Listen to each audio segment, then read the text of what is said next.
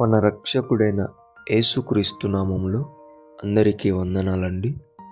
ఈరోజు దేవుని మాటలు యోహాను రాసిన మొదటి పత్రిక 4వ అధ్యాయం 11వ వచనం. ప్రియులారా, దేవుడు మనలను ఇలాగు ప్రేమింపగా మనమొకనినొకడు ప్రేమింపబద్ధులమై ఉన్నాము. ప్రేమైన దేవుని బిడ్డలారా, దేవుడు మనల్ని ఎంతగానో ప్రేమిస్తున్నాడు. అయితే మనం ఇక్కడ గమనించాలి, దేవుడు మనలను ప్రేమించడానికి మనము అనర్హులం, అయినా మనల్ని ప్రేమిస్తున్నాడు. అయితే మనం పాపంలో ఉన్నప్పుడే దేవుడు మన కోసం ప్రాణం పెట్టాడు, ఆయన ప్రేమను చూపించాడు.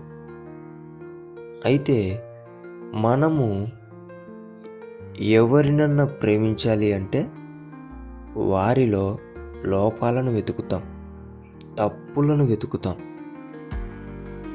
అది కరెక్టేనా? అలా నీలో నాలో దేవుడు తప్పులను వెతికితే మనం ఆయన చేత ప్రేమింపబడడానికి అర్హులమా అనర్హులమా? అనర్హులమే కదా. అయినా కూడా మనల్ని ఆయన ప్రేమిస్తున్నాడు కదా.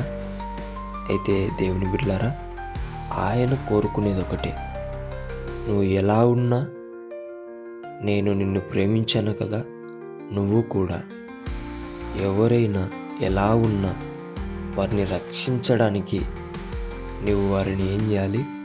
క్రీస్తు ప్రేమతో పలకరించాలి, క్రీస్తు ప్రేమతో వారిని ప్రేమించాలి.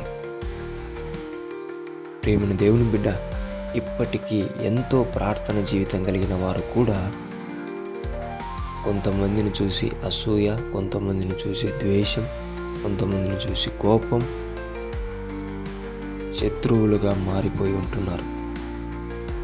అది దేవునికి అయిష్టమైనదని ఇప్పుడు ఆయన మాట ద్వారా గ్రహించి దేవుని మాటకు లోబడి దేవుని కుమార్తెగా, దేవుని కుమారునిగా, ఎలాగైతే మనల్ని అనర్హులమైనప్పటికీ కూడా, పాపంలో ఉన్నప్పటికీ కూడా మనల్ని ఆయన ప్రేమించాడో, మనము కూడా ఒకరినొకడు ప్రేమింపబద్ధులమై ఉన్నాం. కాబట్టి ప్రతి ఒక్కరు కూడా క్రీస్తు ప్రేమను పంచాలని, క్రీస్తు ప్రేమను క్రియల రూపంలో చూపించాలని, క్రీస్తు ప్రేమలో అందరూ కూడా ఒకటిగా జీవించాలని దేవుని పేట మనవి చేసుకుంటూ, దేవుడి మాటలను మన అందరి జీవితాలలో నెరవేర్చునుగాక.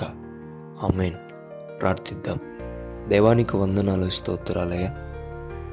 నిజమునైనా నీవు ఇచ్చిన మంచి జీవితంలో మేము ఎదుటి వ్యక్తులను లోపాలను చూసి, తప్పులను చూసి ద్వేషిస్తున్నాం, కోపగించుతున్నాం, అసూయ చెందుతున్నాం.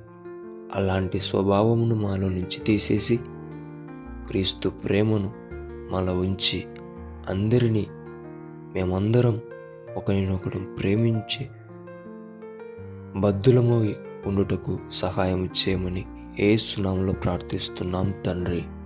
ఆమేన్.